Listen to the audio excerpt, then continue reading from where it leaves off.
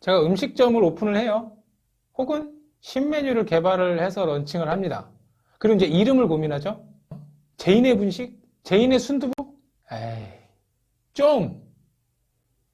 안녕하세요. 외식업을 종사하는 모든 분들을 위한 채널 제이아빠입니다.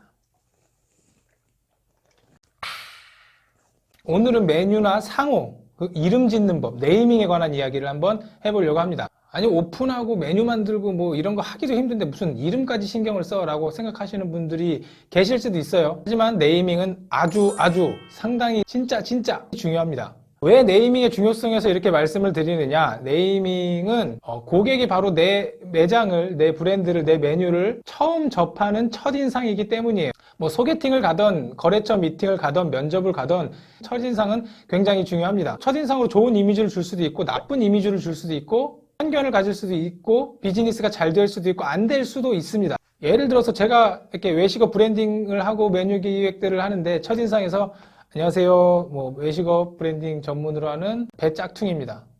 신뢰가 갈까요? 안 갑니다. 제가 얘기하고도 메뉴 하나, 이름 하나 가지고 좀 오버하는 거 아니냐, 너무 극단적인 예를 드는 거 아니냐라고 생각하실 수도 있지만 예를 들어서 한 가지, 두 가지 한번 살펴보도록 하겠습니다. 예전에 제가 부천에 매장 오픈 지원이 있어서 이제 가서 커피를 마시려고 둘러보다 보니 주시 매장이 이제 보였습니다. 주시 매장에서 뭘 하고 있었냐? 커피가 맛있는 주시 아메리카노 1+1이라는 플랜카드를 걸고 주시에서 커피를 판매를 하고 있었어요. 자, 그럼 이 주시 사진을 보면서 어떤 생각이 드시는지 한번 생각을 해보세요. 아, 주시에서 드디어 아메리카노 1+1을 하는구나. 여기 가서 후딱 커피를 사 먹어야겠다라는 생각이 드실까요? 자, 두 번째, 한 6년 전, 7년 전쯤에 봉구스 밥버거 엄청 유행했었습니다. 뭐 굳이 봉구스뿐만이 아니더라도 뭐 봉구스, 뭐 뚱스 여러 가지 밥버거들이 팔았는데 이 밥버거들이 원조는 아니에요. 원조는 뭐냐? 한 20년 정도 됐나? 예전에 그 우리나라의 대기업에서 만든 밥버거가 있습니다. 바로 롯데리아의 라이스버거 포테리아 라고 하면서 광고를 엄청 쏟아부었고 그때 광고 자체도 모델도 엄청나게 이슈가 됐습니다. 하지만 라이스버거는 그렇게 성공하지 못하고 어떻게 보면 망했습니다. 하지만 봉구스 밥버거, 여러 가지 밥버거들 매장은 우리나라의 현재 매장이 2,000개가 넘어요. 대기업에서 돈을 쏟아붓고 홍보를 하고 출시를 했지만 그냥 사라졌던 라이스버거, 그리고 크게 돈도 안 들이고 그렇게 광고도 많이 하지도 않고 했지만 매장이 2,000개까지 나간 밥버거, 이 둘의 차이는 뭘까요? 자, 세 번째, 브랜드 네이밍에 그리고 간판의 상호에 메뉴 이름 자체가 들어간 경우들이 많이 있습니다. 한촌 설렁탕, 교촌치킨, 도미노 피자, 뭐 해주냉면 이런 것처럼 주로 파는 메뉴가 상호로 들어간 경우들이 있어요. 뭐 이런 경우들은 전문점의 이미지는 확실히 줄 수 있지만 성장하는데 어느 정도 한계가 있을 수도 있습니다. 특히나 외식업의 경우 거의 모든 식재료는 환경에 영향을 받습니다. 예를 들어서 예전에 뭐 중국산 김치 파동 이렇게 하면 중국산 김치를 쓰는 데는 매출이 떨어질 수밖에 없어요. 수은 중독 고등어, 제가 예전에 고등어 팔 때 이거 터져가지고 진짜 농약투성이 상추, 조류독감, 구제역, 광우병 이런 것들이 터지면 이 상호에 내 이름을 걸고 하는 브랜드들은 직격탄을 받을 수밖에 없습니다. 10년 전에 엄청나게 유명했던 대만 카스테라 있죠. 만약입니다.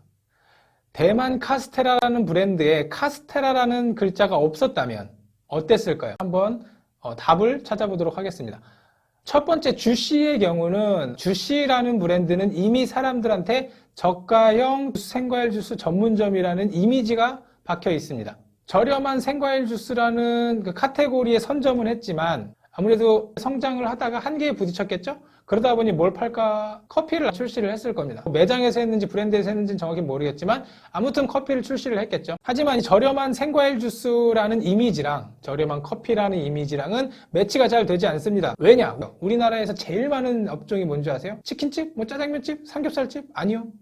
카페입니다. 커피 전문점이에요. 주시보다 더 맛있고 주시보다 더 싸고 주시보다 더 퀄리티 좋은 커피라는 상호를 가지고 있는 브랜드들이 주시 옆집에, 옆옆집에, 뒷집에 있는데 왜 굳이 주시를 가게 했냐라는 거죠. 안 갑니다. 주시에서 만약에 커피를 팔고 싶었다면 백다방처럼 상호를 이런 식으로 놓고 초기에 아싸리 뭐 소세지빵 이런 샐러드들을 넣고 음료들을 다양화해서 초기에 브랜딩을 했으면 할 수는 있겠죠. 물론 백다방은 굉장한 브랜드 파워를 가지고 있기 때문에 예외를 둘 수 있지만 주시 이꼬르 저렴한 생과일 주스 전문점이라고 상호를 넣었으면 이 생과일 주스 카테고리 안에서 뭔가를 해야 된다라는 거죠. 자, 두 번째, 역시 롯데리아의 경우, 지금은 좀 모르겠지만, 뭐 예전에는 롯데리아는 버거, 햄버거라는 이미지가 굉장히 강했습니다. 롯데리아를 가는 사람은 이미 마음속에 버거를 먹어야겠다, 감자칩을 먹어야겠다, 콜라를 먹어야겠다, 세트를 먹어야겠다라는 생각을 가지고 롯데리아를 들어갑니다. 근데 갔더니 선뜻 밥을 시키기가 어려운 거죠. 왜냐? 밥은 집에 가서도 먹을 수 있으니까. 근데 밥버거는 어떨까요? 애초에 밥이 메인이고 버거가 세컨이에요.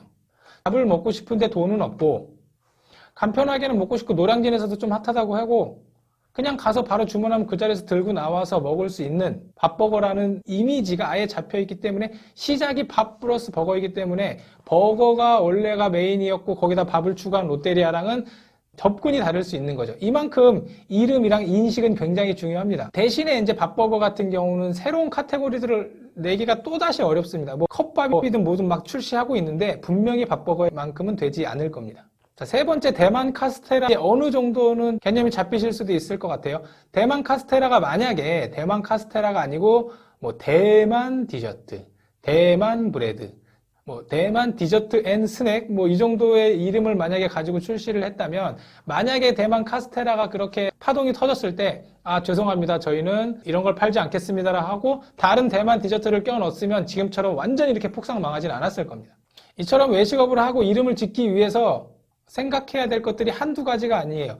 이름을 하나 잘못 지면 그걸로 그냥 평생 간다고 생각을 하는 겁니다. 사람들이 개명을 하는 이유도 있듯이 브랜드도 마찬가지예요. 브랜드도 숨쉬고 있습니다.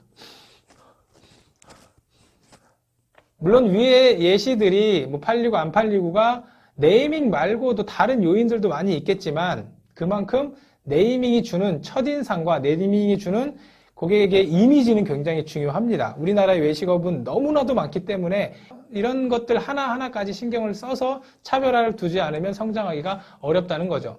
외식업의 원톱, 외식업의 메시, 외식업의 부동의 스트라이커. 백종원 아저씨는 어떤 메뉴도 원하면 만들 수 있고, 어떤 브랜드도 만들 수 있고, 어떤 메뉴도 출시할 수 있을 겁니다. 하지만 한 브랜드에 모든 걸 넣지는 않아요. 브랜드만 수십 개가 있습니다. 본가에다가 새마을식당 열탄불고기를 넣고 싶지 않았을까요? 물론 돈을 벌기 위해, 가맹사업을 하기 위해 많은 브랜드들을 런칭했을 수는 있을 겁니다. 하지만 뭐가 더 효과적이고 어떻게 사람들에게 접근을 해야 되는지를 사업적으로 굉장히 알고 있기 때문에 그렇게 많은 브랜드들을 만든다고 생각을 합니다. 외식업은 인식 싸움입니다. 어떻게 생각하느냐, 어떻게 보여지느냐, 이것이 굉장히 중요하고 네이밍은 거기에 최전방 요원입니다. 자, 처음으로 돌아가서 제가 음식점을 합니다.